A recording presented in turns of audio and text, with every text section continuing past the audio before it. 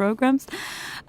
So we're in the studio today with Ernst van Damme. It's lovely to have you here before you set off. Now let's move on to your new journey. We were just talking about your previous trip of walking basically from Holland to Tibet. Before we do that, actually, I want to ask you, what happened when you actually got to Tibet? Well, the situation in Tibet is very difficult because you have a big community of Tibetan exile people in India. You have a big community of Tibetan people in Nepal, in Kathmandu. And these are the people you can talk with. So you can...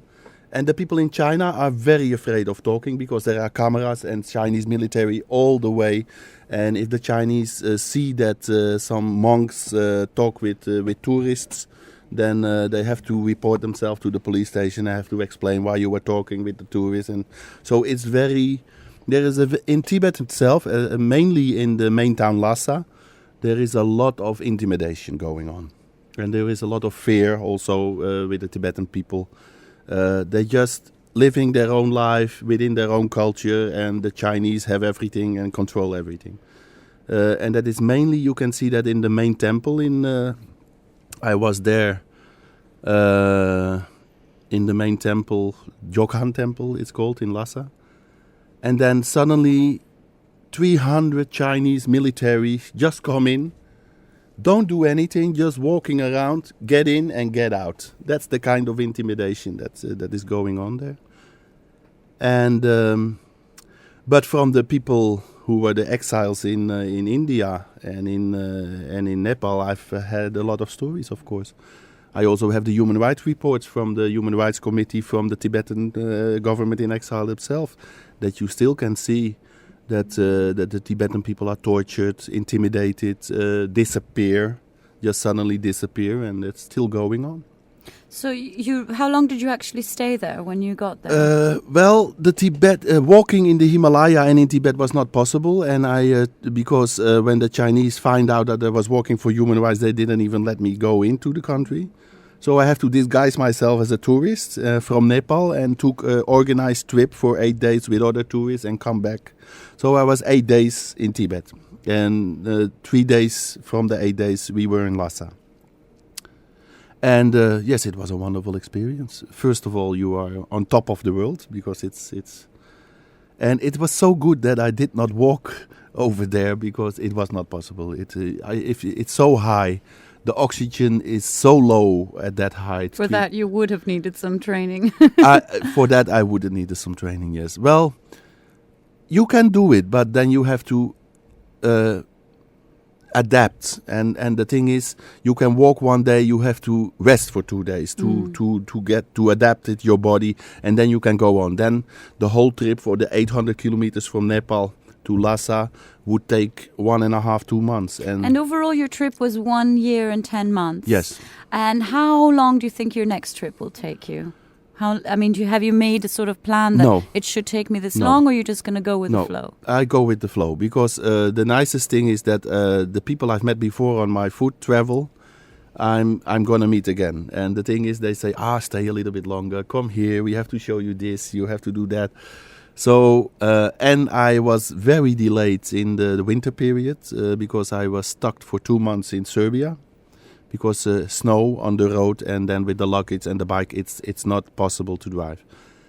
And the end is not in sight yet. Now I have the problems to get in Turkey, and that's mainly the cause of I was 2 years before with my foot travel in Turkey, and I became sick, and I became operated, and then I stayed longer, and my visa expired. Was it something serious?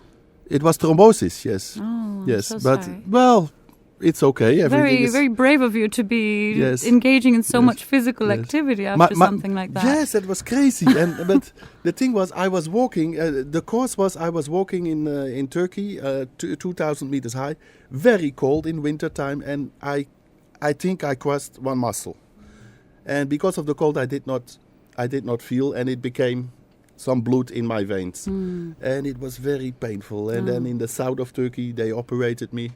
But it took me 1.5 months to recover Yes. and to go on. And my family said, you have to come home because you cannot walk on. And I said, why? I just gotta try. And it went. So it was okay. But now I have the problem. I have to recharge the batteries here in Athens. Because the problem is the Turks don't let me in this country now. So I have to talk with them and reorganize my visa. And that can take a while. So... And the other thing is recharging the batteries, make a new strategy, and raise some money again. Because the thing is, it took me a lot of money. All my delays took a lot of money. I don't have real sponsors. Well, my mother is a good sponsor. But you don't want to be dependent on your family all the time. And the thing is that I want to make some activities here during my waiting period to raise some money for my project again. And one of the things is that I like to invite groups of people to talk about my experiences and to have a very nice discussion about human rights, about my travel, about my experience, about how people can find their talent and use their heart and lose their fears. But it must be a very enjoyable evening. And in the end of the evening, maybe they donate a small little of money.